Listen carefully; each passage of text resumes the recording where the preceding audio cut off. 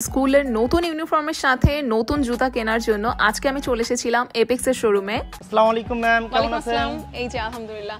আমি বাচ্চার জন্য আসলে শুজ নিতে চাচ্ছিলাম স্কুলের। আমাদের স্কুলের শুগুলো এপাশে আছে, একটু দেখতে পারেন ম্যাম।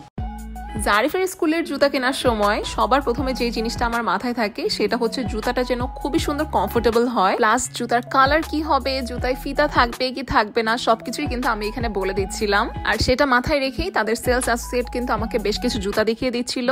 বাচ্চাদের স্কুলে পড়ার জন্য এবার এপেক্সে বেশ সুন্দর সুন্দর কিছু কালেকশনস দেখলাম।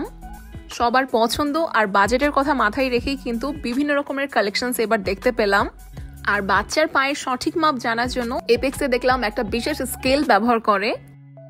27 সাইজ। আচ্ছা, ভালো হয়েছে সাইজটা আমার জানা থাকলো, কারণ সাইজ জানা থাকলে পরবর্তীতে আর আমার জুতা কিনতে কোনো সমস্যা হবে না। সাইজটা জানা থাকলে আপনি অন্যান্য জুতাগুলো ইজিলি ক্রয় করতে পারবেন। আচ্ছা, আপনি জুতা নিয়ে আসেন। একটু বসে। তো বাচ্চার জুতার সঠিক সাইজটা জেনে আমরা কয়েকটা ডিজাইনের জুতা এখানে ট্রাই করে দেখছিলাম। আর সঠিক সাইজের জুতো কিন্তু বাচ্চাদের কনফিডেন্সও বাড়িয়ে দেয়। বাবা, শুজটা কি কমফোর্টেবল? তুমি কি এটা নিবে? এটা নিয়ে নিব? আচ্ছা, তাহলে ভাইয়া এটা প্যাক করে দেন। তো জারিফের জন্য স্কুলের জুতো তো আমরা চয়েস করে ফেললাম, আর জুতোর সাথে ম্যাচ করে কটনের 2 জোড়া মোজাও কিন্তু আমি এখান থেকেই নিয়ে নিলাম। আচ্ছা, আপনারা কি জানেন বাচ্চারা যদি সঠিক মাপের জুতো না পরে তাহলে কিন্তু এটা তাদের পরবর্তীতে গিয়ে পায়ের গঠন এবং স্বাস্থ্যের উপর ক্ষতিকর প্রভাব ফেলতে পারে। তো আজকে আমি অ্যাপেক্সে এসে একদম সঠিক মাপ জেনে বাচ্চার জন্য খুবই সুন্দর করে জুতাটা কিনতে পারলাম। আমার কাছে খুবই ভালো লেগেছে।